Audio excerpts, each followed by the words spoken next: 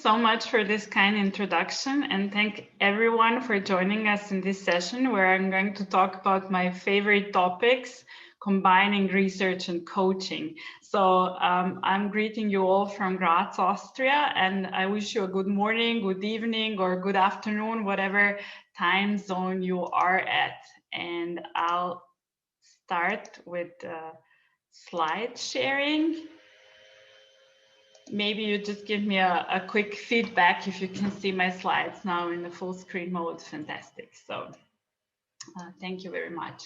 So as introduced, I'm going to talk about well-being research and how we can use everything that has been discovered in the last years and decades as the framework for a breakthrough coaching experience. Here is a quick overview of what I'm going to talk about, and after the very brief introduction where we will discuss this idea whether we should connect research and whether we should bother with all the neuroscience and whether we should know all those details when we do coaching, yes or no. And then the whole talk will be divided in 3 different parts. So first we will talk about what do we really need to thrive. So what is our coaching goal?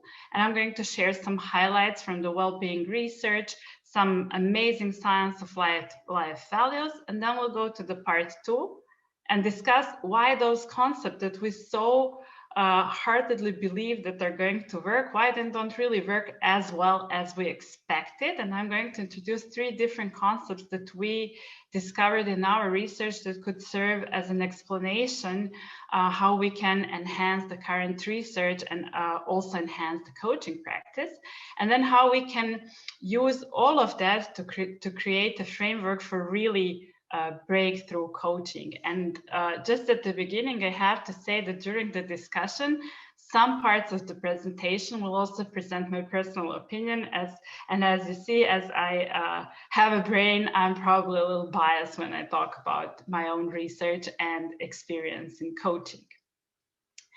So this is just a very brief introduction to understand my background so that you know where I'm coming from and why am I so passionate about bringing coaching and research together to go hand in hand. As you already heard, I was born and raised and studied, completed my bachelor and master studies in biochemistry at the University of Novi Sad in Serbia. Then I moved to Graz, Austria to pursue my PhD in molecular medicine. And right after graduation, I was awarded a fantastic fellowship, national fellowship, that allowed me to study abroad and for enhancing and improving my knowledge in heart physiology and pathophysiology. I chose University of California, Davis, where I spent 2 fantastic years doing my junior postdoc. At the same time, I became increasingly interested in professional coaching, both because I was really fascinated by this mind and body connection, but also because I was aware that once I go back to Austria, I will have more and more responsibilities, and I will need more and more coaching skills and better communication skills. So I completed the professional coaching for life and work at University of California, Davis. When I moved back, I started my own research unit at the Medical University of Graz. We're looking at the molecular basis of the development of heart failure. But coaching influenced me so profoundly that I'm also in parallel doing a lot of workshops, career workshops, where I'm trying to implement this, what I learned in coaching, and change the academic climate. So I'm working with PhD students and early career researchers, how we can become more, nurture more coaching atmosphere rather than a very competitive academic one to make better progress. So now, just a quick introduction, well-being research and coaching, yes and no. So I was a sort of thinking, I'm not sure whether this is the right approach. So let's see, is it maybe better to really have this open-ended approach that I really, really loved when I finished my coaching education, which says the client supposed to lead the way because they know absolutely the best, what is the best for them. I was really fascinated by this coaching approach and how just by asking questions and active listening and direct communication, you can help them find their own way, your clients. But then at the same time, I was aware of a lot of well-being research that was going on in the background. So there were years and decades of research that showed what do we actually need to have and to find this deep fulfillment in our lives. And I was always thinking whether maybe the better approach would be, again, to let the client lead the way and show us that they know what is best for them, but somehow having in mind what years and decades of research showed what we really need in order to try and make the best results for ourselves. And I tried to combine everything I learned in coaching and in my research and create something that is really approachable and understandable, intuitive for everyone, and that it doesn't take years to learn, but somehow to create this framework that we can follow for a really, really unique coaching experience. And before I start with our concepts and sharing some previously shown concepts, I just want to make sure that we're all at the same page when we talk about well-being. So what is well-being? How do we measure it? Why is it important? And what influences our well-being? In scientific work and literature, it's defined as a self-report of how satisfied we feel with our life in general, and how much positive and negative emotions are we experiencing. So I like to say in a very simple language is when you're sitting in front of the mirror, how do you feel your life is working for you in general? And one of the most common way how we measure well-being is so-called satisfaction with life scale. It's a very simple tool. It's developed in 1985 and it has a scale ranging from 1 to 7 and 5 sentences. And to be able to assess your well-being, you would read those 5 sentences. So I'm just going to briefly go through them. In most ways, my life is close to my ideal. The conditions of my life are excellent. I'm satisfied with my life. So far, I have gotten the important things I want in life. If I could live my life over, I would change almost nothing. And then your task would be to look at the scale and say, if you strongly agree with each statement, you would give yourself a 7. If you completely or strongly disagree, you would give yourself 1. And maybe you would be somewhere in this range between the two extremes. And then you would rank for each of those statements, you would connect it with how you feel on this scale about it. The next part would be to sum up all your score for the 5 sentences. And if you're in this higher range, between 30 and 35 points in total, you could say that you're a really highly satisfied person. In the opposite, or if you're towards the bottom of this range with 5 to 14 points, we would say that there is some problems with satisfaction with life. And this is really important because this well-being will determine many things in our life. And if we think about work, it would be related, the high levels of well-being are related with better performance, higher motivation for work, less sick leaves, lower turnover, and so on. And the opposite is true. The opposite is true for lower levels of well-being, which are associated with low productivity, decreased engagement, more sick leaves, higher turnover rates, and even burnout and depression rates.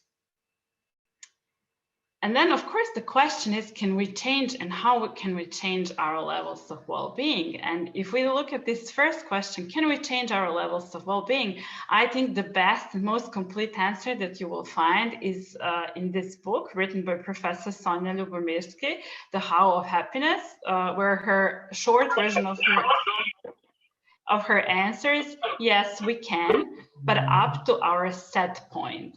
And what Professor Lubomirsky meant with that is that there are parts of our well-being or happiness that are changeable and parts that are not. What she found out in years of her research is that our well-being levels and happiness depend 50% of our genetics.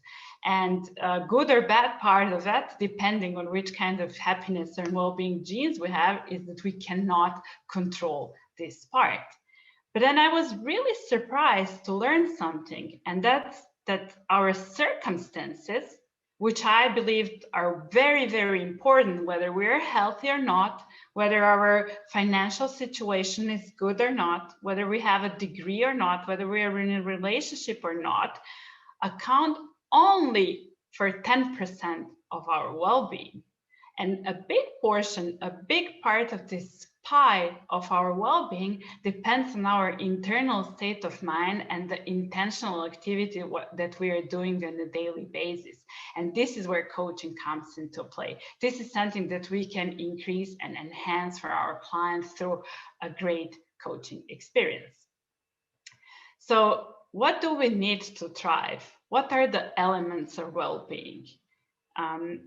There has been a lot of research done, and I'm just going to show you some highlights, but if you're interested, you can anytime reach out and I'll provide you with more references and more great reading resources that can help you understand these elements of the well-being, and also some studies that will illustrate this in a very practical ways.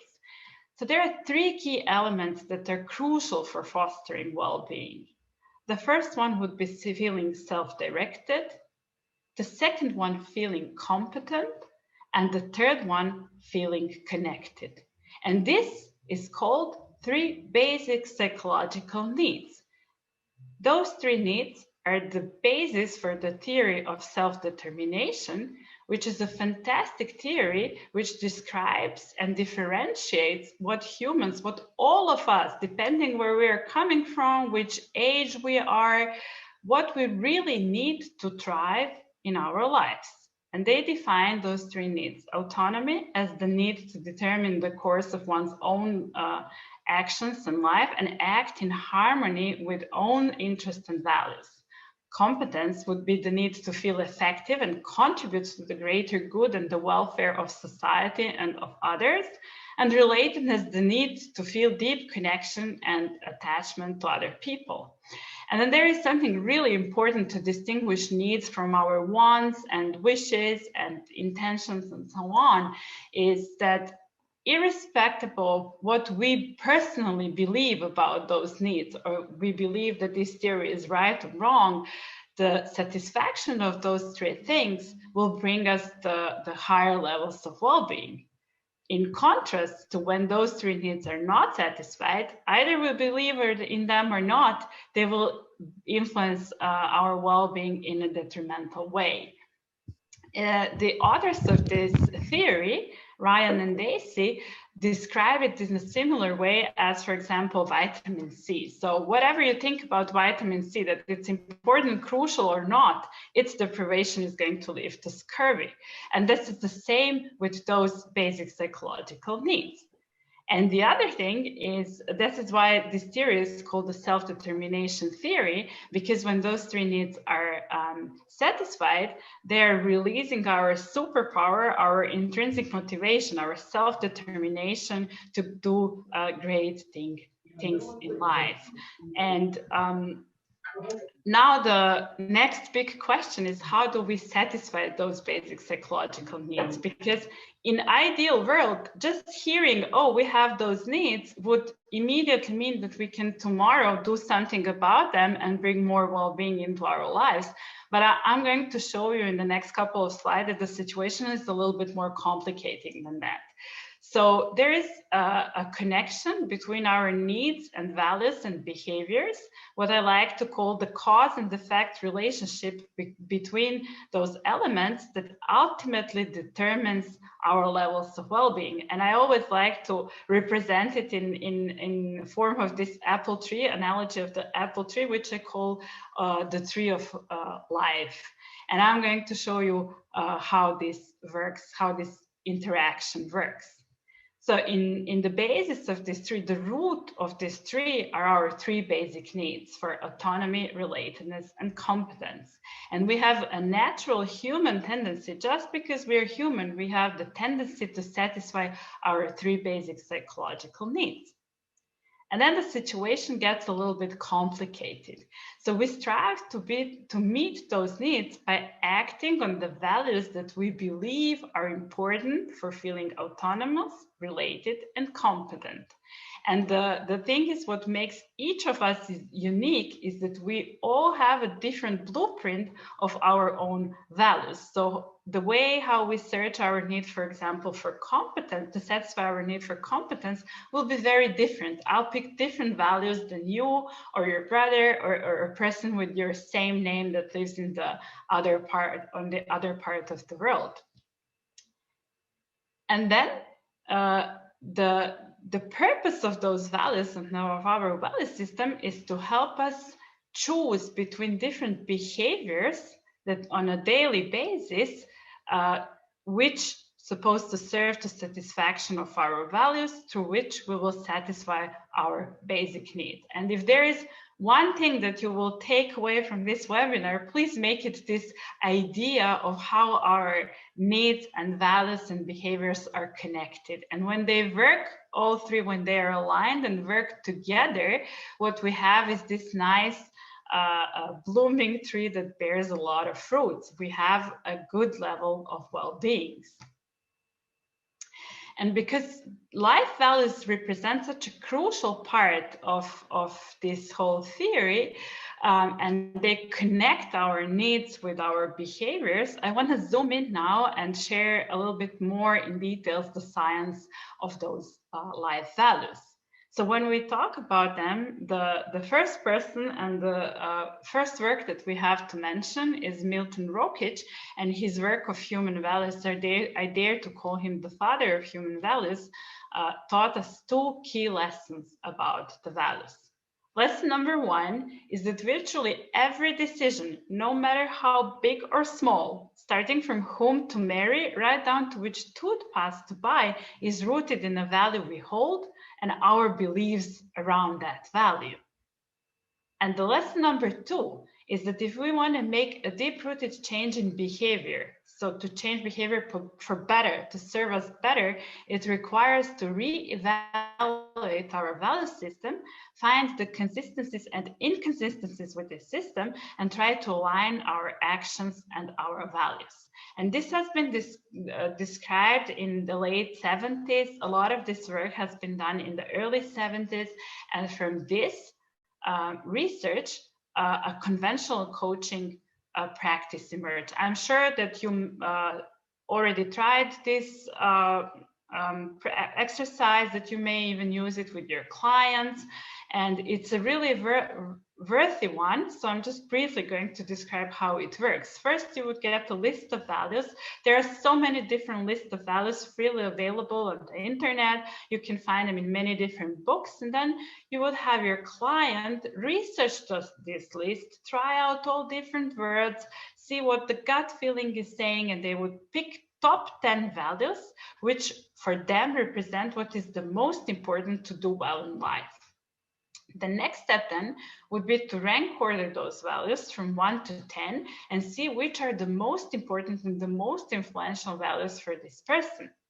Then the client, together with you, would create an action plan where the whole idea would be to find spots and slots where you can introduce activities that are rooted in these values to bring more of those values to your life, which should result in improved levels of well-being. So this was the theory.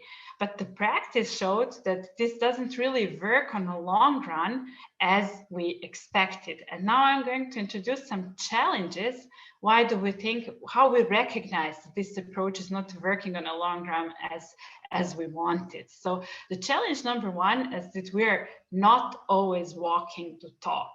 And to illustrate this example, I can share with you many different examples after this one and some of our own research, but I find this study from the Harvard researchers as really one of the best examples how we are not walking the talk and how what we say is important can be shifted out of our focus. So those researchers recruited families with children, and then they asked questions. They had a set of questions for parents and then a similar set of questions for their kids. So the questions for parents, one of them was, what is most important for you? For one, your kid achieving at high level, your kid feeling good most of the time, or the third alternative was your kid having a caring character. And then the questions for kids were tweaked just a little bit. So what is most important for your parents? You achieving at high level, you feeling good most of the time, or you having a caring character? And the result of these questions and interviews was really surprising, because 96% of parents said, we want caring kids. They said that developing caring moral character is their absolute top parenting priority. And then the kids said, well, that's not what I heard. 81% of kids thought that the top goal of their parents is their personal success. So there must be some force that makes parents say one thing, but then in reality behave a little different and convey a different message to their kids. The challenge number two would be that we don't stick to the plan. And a really good way to illustrate this, that even if we have the smartest goal set, we don't stick necessarily to the plan on the long run. And the great example for this is the research around New Year's resolutions. So the statistic and the research says that approximately 50% of population makes New Year's resolutions. The first 2 weeks in January usually go along beautifully. We hit the gym, we do whatever with our nutrition, we are really sticking to the plan. But then by February, people start to backslide. By July, less than 50% of people stick with their resolutions. By December, around 90% of people are back exactly where they started, if not worse. And that means that 88% of all set resolutions fail. So just in the US, it would be 150 million failed resolutions every year. And the challenge number three is that our values seems to change over time more than we can predict. There is a fantastic study, and there is also a TED Talk that describes the study in a very visual way. And I highly recommend that you reach out and look for it. It's called The End of History Illusion, but I call it The End of Change Illusion just because I think it's more easier to understand this message. So what does the end of change illusion means?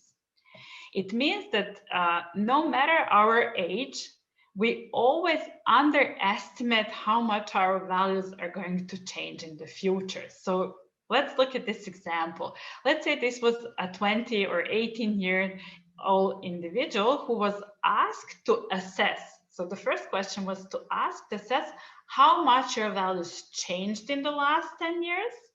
And then the next question was to how much do you think your values will change in the next coming 10 years?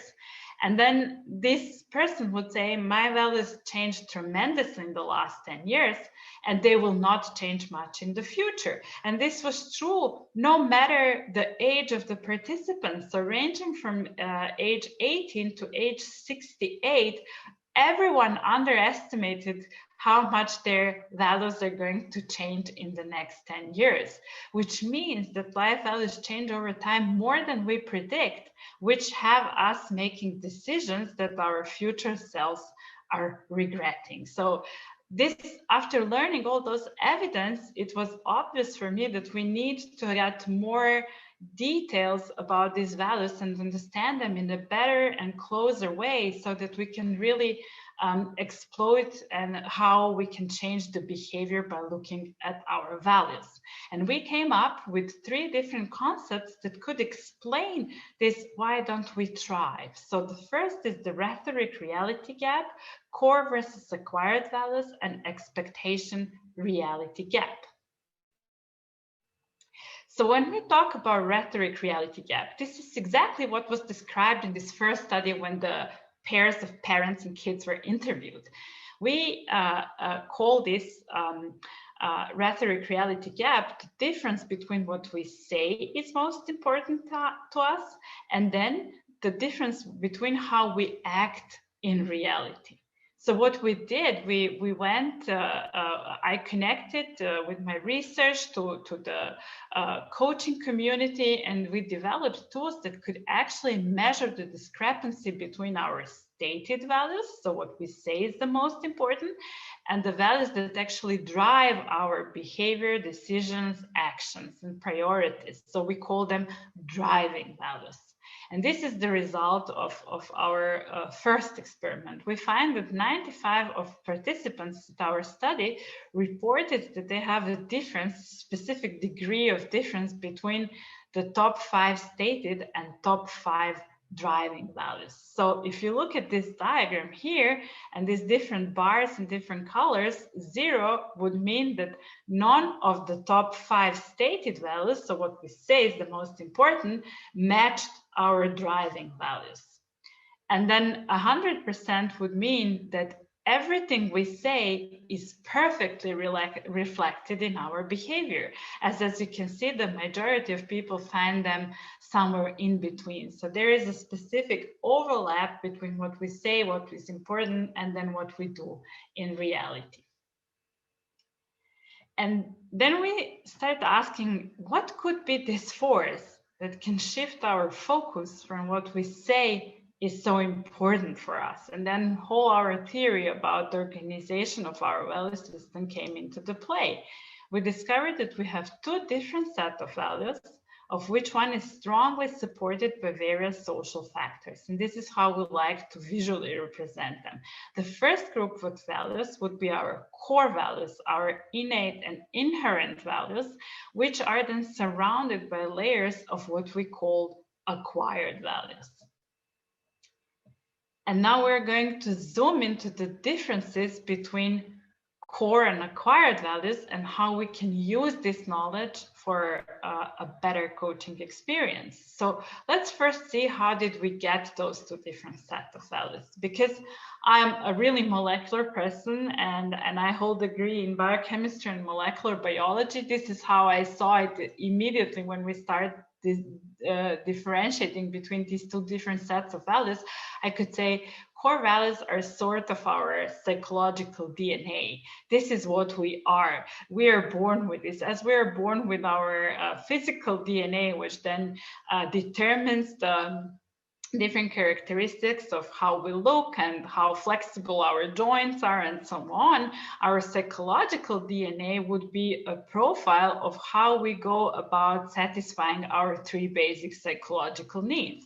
And if you here imagine those, instead of genes for eye color or height or whatever, as your psychological genes, what do you need to feel connected? What do you need to feel autonomous? This is how I imagine this core values is working. This is something you were born with. And then we have those acquired values, which are coming from the outer world. And I used to represent them as a little virus, which is having his own genetic material. He's fusing with our system, with our DNA.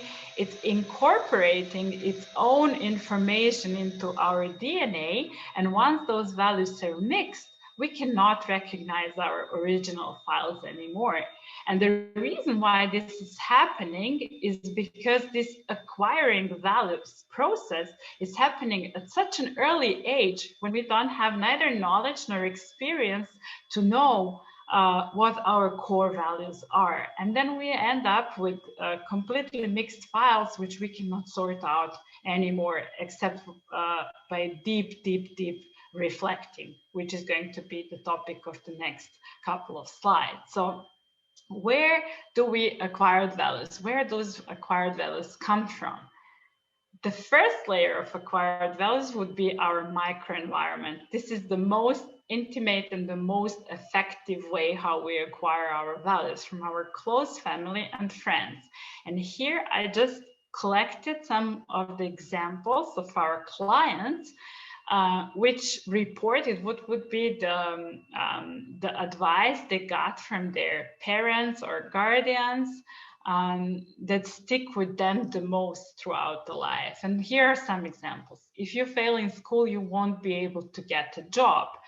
Choose a profession that will make you rich. Or the typical one, boys don't cry. It's really everywhere in our society and modern culture. Just try to be as other kids. Or men don't like women who are too smart. Or the worst that can happen is you get a divorce. And now imagine if you're on a receiving end of these advices, your value system will be definitely influenced by this. Let's say this boys don't cry. If you hear that all the time, then toughness and strength will be the values that will be supported by your environment. And that doesn't necessarily have to match your own values. The second layer would be the generational values, which would come from our school friends, teachers, media, and now among younger generations, the most dominant, the social media. So here I made just put together some pictures that are from the so-called influencers of young generations in today's world. And if you look at the messages they're having, it's of course not surprising that those new generations are obsessed with money and fame and materialistic world and so on and so on. And then the last, the most other layer of acquired values are the cultural and national values, which we are absorbing in our history classes, national symbols, stories, prominent manuscripts, and so on. So really, depending in which part of the world we are born and raised, our value system will be highly affected. And now, one thing that I really want you to remember and understand is that those acquired values start with really good intentions. So our microenvironment, our family and close friends, they definitely want to protect us. They want to offer what's the best for us. Our generation is there to make us feel understood, to inspire us. National and cultural values are there to make us feel safe and to have a sense of belonging. But they can cause different problems. They can create conflicts. For example, if you encounter a person from different generation or a different culture, there are well-documented conflicts. They could be misunderstood. They could be completely misleading. They could be out of date. But the most important and the most detrimental effect that they can have is that they can detach people from their true selves. Because if we focus too much on our acquired values, just by the fact that we have only 24 hours in a day will make us spend less time and energy on what truly matters to us, on our core values. And this is something that we actually measured, and we could show that too much focus on our acquired values can decrease our well-being. This is what we measure in this study. So here on the Y scale, you see this score from the satisfaction with life scale experiment that I showed you in the beginning. It ranges from 1 to 7, and you can see that there is a negative correlation with how much focus, so the relative centeredness on our acquired values. So the more we are focused on our acquired values, let's say 100%, the lower levels of well-being. And the opposite is true. If we are not focused on our acquired values at all, but live in alignment with our core values, our well-being has higher levels. And I like to represent that, go back again to the tree of life and present what does this mean. So if our behaviors align with our core values and help us satisfy our basic needs, we are thriving, we are bearing apples. But if our behaviors predominantly support our acquired values, we might satisfy some of our basic needs. We might feel competent for moments. We might create some relationships, but we won't have this rich feeling of deep satisfaction and fulfillment, and overall our well-being will suffer. Why is this happening? So one of the explanation for this effect is the expectation reality gap, and this is what it is. So we have, depending on all those three layers and sources of acquired values, when they promote their values, they promise a reward. Let's say if you do great in school, you'll be happy in life. If you always show toughness, you'll be well respected by your colleagues, and so on.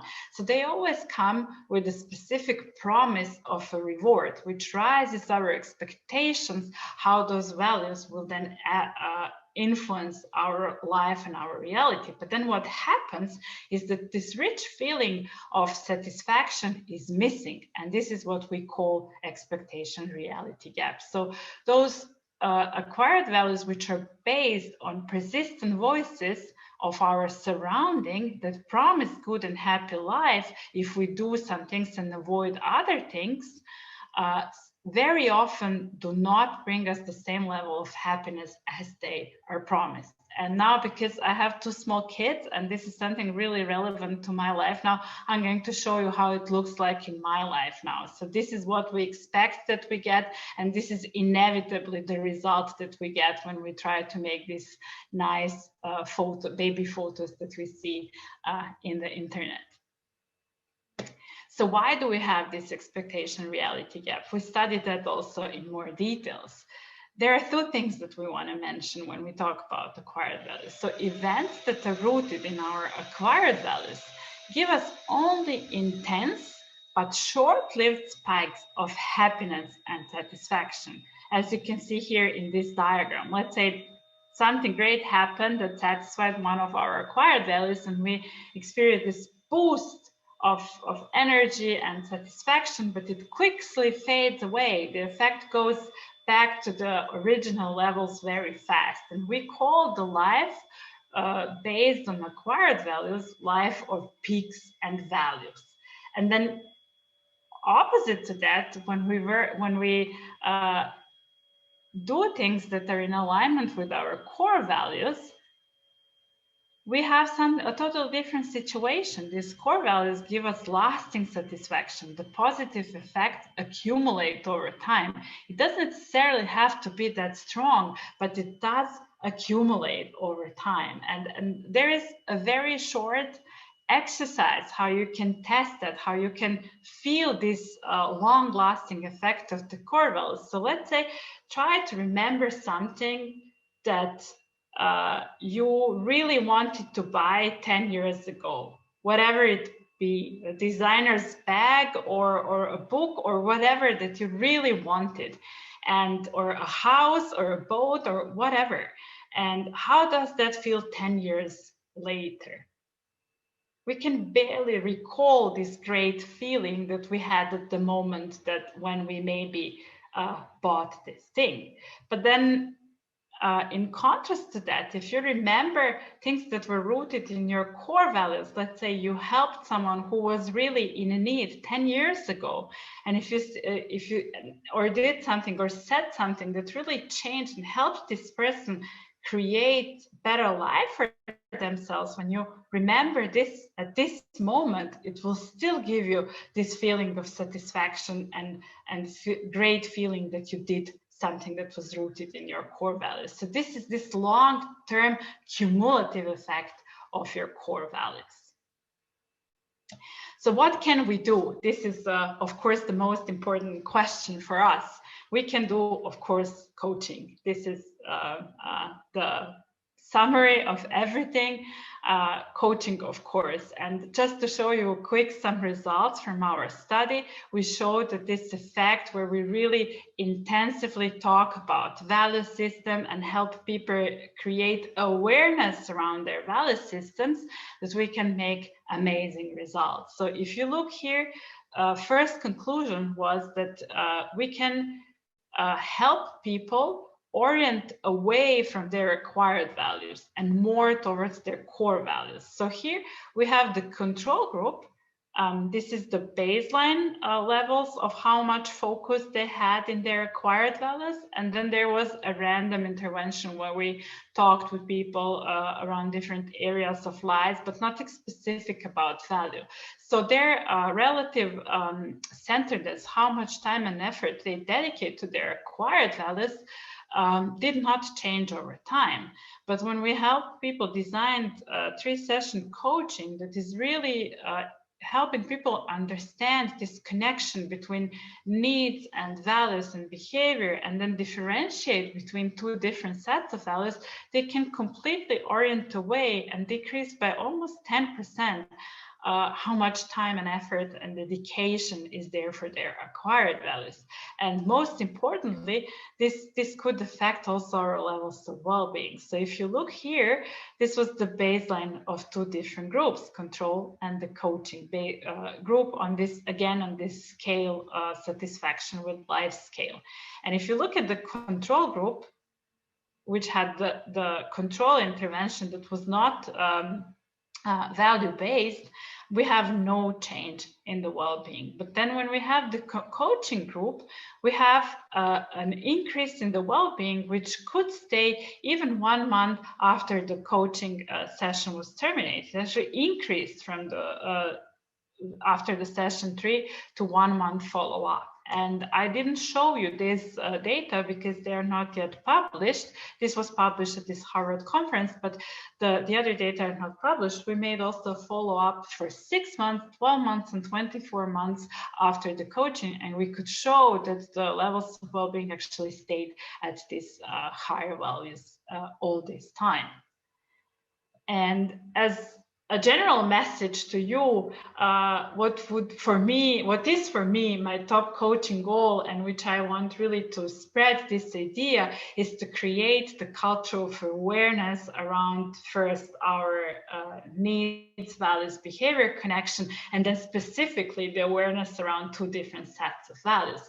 And how do I do that? I do that in 3 different steps. So first step would be to notice the core and acquired value. And I really love this picture because it one-to-one represents how do I feel about the interaction between our core and our acquired values. So our core values are always there, always peaceful, always waiting for us to come back to them. And our acquired values have this little mind chatter or advocate or this little angry chihuahua that is always reminding us on those shoulds, what we should do, what is the right way, what is the acceptable way, what people expect from us, and so on. And it's very loud and persistent. And that's how it grabs our attention, not because it's more essential to us, but because it's so loud and aggressive, and all those shoulds are incorporated in its voice. And then the second step would be to increase the awareness space. So whenever we get an input from the outside world, or whenever we are noticing, I'm feeling great or I'm feeling sad, whenever we have some reaction to something that's happening outside of us, we should stop, make a break, increase the awareness space, and reflect. What of our core value was in play? What of our acquired values were in play? So reflect and increase the space between the input, the trigger, and our reaction to it. And in the third step, learn to consciously navigate. So I would never say remove all of your acquired values, stop acting in according. No, but just be aware. And when you dedicate your time to your acquired value, do that consciously and know when to switch from one path to the other, and know what is what that brings to your life and how that enhances your overall well-being. Because switching between these two different sets of value consciously will make you own both will make you own the decision when to act in accordance to your core and acquired values, and navigate, unfold your life exactly as you want it to be. And when I present this, all this data and all this research, I get very different feedback. And I'm just hoping that whichever group of your feedback and how you feel about this information you are, that there was still something that you can take from this webinar and incorporate in your coaching practice in the future. So I thank you very much for your attention, and I'll be happy to take on some questions and discuss. I noticed that we have some in chat, so maybe we can go and check the questions. Thank you again. Dr. Senka, thank you so much for this wonderful presentation. We have, let me just read the questions which we have. The first one, how can we differentiate between our core and acquired values? Sure, this is my favorite and then the best questions of all questions. So it's difficult, it's challenging, I have to say. We acquire those values over really long time, sometimes even decades, and sometimes they're imprinted in our brains on such a fundamental level that it's really hard to bring them to our awareness. And so there is a lot of resources. I do invite you to contact me via the CTA's LinkedIn page and ask me for the resources that I can check. There are blogs that we wrote, that there are many information that I personally wrote. There are many research studies that can help you identify what are the right questions to ask your clients, and I'll be really happy to share that with you. And we also have a course that can help you this process, but we can discuss that then after the session. I would love that in 45 minutes I can give you all this knowledge, but this is the process. Our experience says that people need somewhere between a month and 6 months to understand their whole value system. And that's why I think coaching is a perfect tool to get there.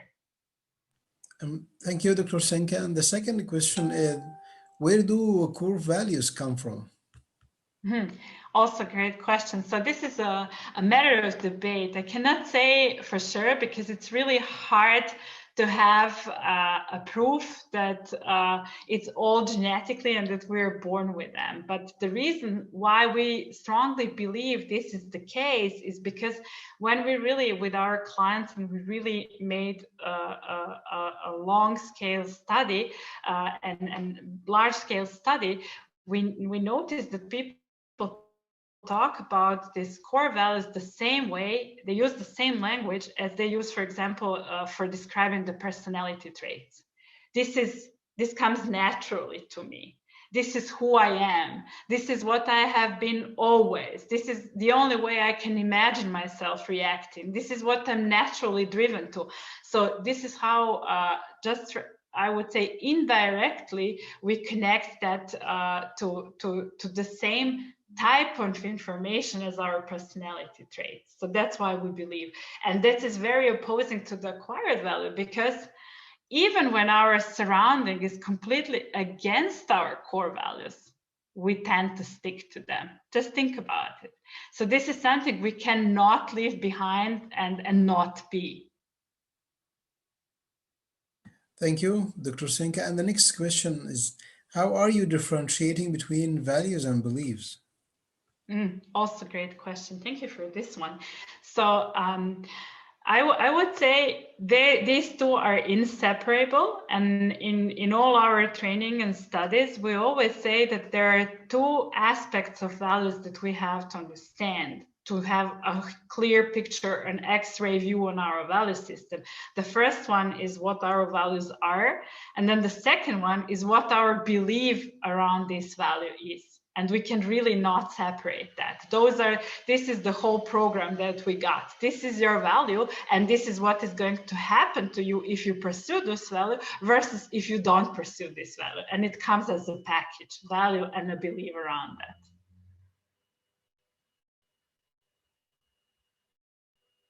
Thank you, Dr. Senka. And then the next question is, are we all born with the right core values? How can we trust those? Interesting and philosophical one. So I had a discussion with many psychologists along the way since I started this study. And there is a belief, yes, we're all born with the right ones. They're right for us. And the only thing that is not studied, and we would have to make a study, is when we have like an obvious psychological disorder or personality disorder, and then go and check those values. This is something beyond the research that we did. So I cannot go into that. I always talk only about things that we know for sure, and I share our data there when I can stand behind them. But this is the area that we didn't study, and would definitely be interesting to find out the core values of people with obvious or documented personality disorders. Okay, and this question is about actually, so as we know this kind of knowledge which we have in this presentation about values and how children acquire values from the childhood, the question is how to act with our kids in regards of all this knowledge. One of really relevant questions for me now, because I'm living that at the moment. So I have a 2.5 and 4.5 old, and I'm trying to be really aware of this whole process of acquired values. So one parenting tip, if I dare to say, would be observe, try to see what their core values are. Core values is not something that we will try to follow on one occasion. Core value is not something that we can easily leave behind. They will always go back and repeat the activities that are rooted in those core values. They will start conversations that are engaged with their core values. And your idea is your task is to observe and try to make connections between those observations and see what is the common denominator in the things that they like and they prefer to talk about and so. But I say in 25 years, I can give you the result of my experiment, so how that privately worked for me. Thank you, Dr. Senka. I think that was an interesting presentation and a deep work in values, which we are as coaches very interested in that. So are there any other questions to Dr. Senka before we finish? We still have a few minutes.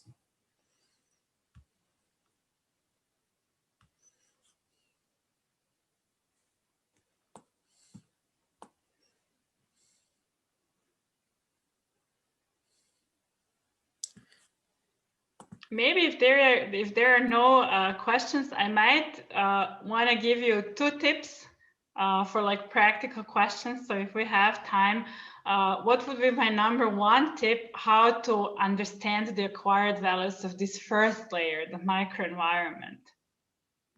So that for me, this question would be, what is the parenting advice that stick most with you? It's really a tip that asking this question can uncover so much information around the acquired values that were nurtured in one's family. It's really a golden question to start understanding the familiar value in this very intimate circle. And for example, if you try to think about the needs and the values and behaviors connection and try to understand that better, let's say we take the need for relatedness, and you want to understand what values are important for this need for relatedness for your client. One really great question that you can ask is to try to find the common thing all your best relationships in your life have in common versus what is missing in those where you're just acquainted and cannot go over this phase of becoming really close. And then you will see that some patterns are popping out and that they're probably rooted in the core values that you need to find this really deep connection. And I received one more question with where to find further information about that, Dr. Senka. Yeah, so I was told that my profile is featured at the CTA LinkedIn page, and then you can connect directly from there with me, and I'll provide you with references and information where you can get further readings or further trainings and whatever your needs are.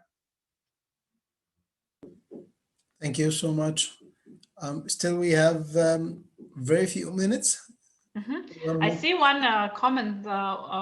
Someone asked me to repeat the second question about the relationship, I guess that was. So the idea was that when you are looking at the connection between needs, values, and behaviors, you would pick one need and ask someone to think, for example, in relationship, to think top 5 relationships that you have.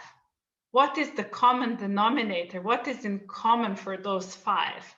And what is missing in those that are not your best relationships? And then you will find the patterns that would correspond to the values. That sounds powerful, Dr. Senka. Thank you. No, actually, thank you so much, Dr. Senka, for this valuable information and deep information about values. Thank you so much for the whole presentation and for answering these questions. And we have really enjoyed this presentation. Thank you so much. Thank you. The pleasure is all mine. Thank you for a great moderation and introduction. And thank you all for your comments and for your time and dedication to learn about the coaching process and go out and be the best coaches that you can be. So thanks, everyone. Thanks to the great community.